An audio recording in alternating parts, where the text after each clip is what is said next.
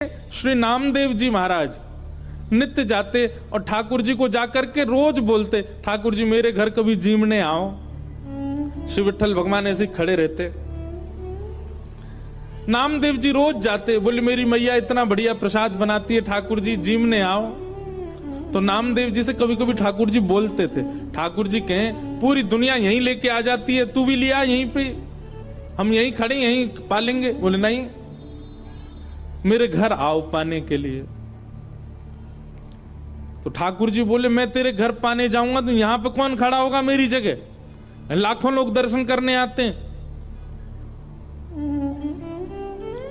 नामदेव जी बोले आप भगवान हो, सर्वसमर्थ हो, कोई व्यवस्था कर लो अपनी। भगवान बोले ठीक है कर ली हमने व्यवस्था। बोले क्या व्यवस्था? बोले मैं तेरे घर जाऊंगा पाने, तू मेरी जगह खड़ा हो जा।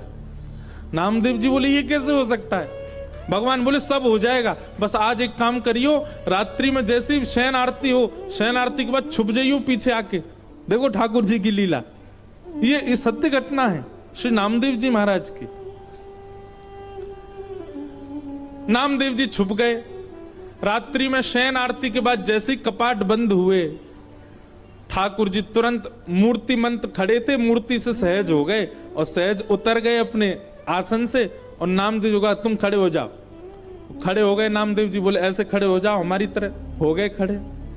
अब ठाकुर जी उनका श्रृंगार कर रहे हैं, अपनी जैसी पगड़ी पहनाई, अपने जैसे वस्त्र पहनाए, अपने जैसे पूरे हाथ पाम कर दिए। नामदेव अब हम जा रहे हैं तुम्हारे घर प्रसाद पाने, 2-4 घंटा में मंगला आरती होगी, खड़े रहना यहीं पे।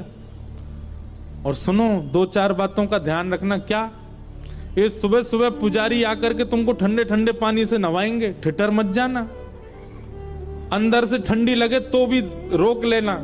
नामदेव जी बोले वो कैसे रोकूंगा? बोले हम नहीं रोक रहे इतने साल से, रोज रोज हमको भी नवा देते हैं सुबह 4 बजे, हम भी तो अपनी कंपन होता रोकते हैं उसको। और सुनो फिर दूध से नवाएंगे तुमको, उसके बाद शहद डालेंगे तुम्हारे ऊपर। और फिर कभी पंढरपुर जाओ तो हमारे कहने से वहां की काकड़ा आरती, तो काकड़ा आरती में क्या करते हैं, दूध से जल से सबसे स्नान करने के बाद फिर ठाकुर जी को मुंह पे मक्खन लगा देते हैं, इतना सारा मक्खन मुंह पे। तो ठाकुर जी बोले स्नान आदि के बाद तुम्हारे मुंह पे मक्खन लगाया जाएगा, तुम्हारा मन तो करेगा कि मैं खा लूं, लेकिन जीभ निकलना नहीं बाहर, उसको लगे ही रहने देना।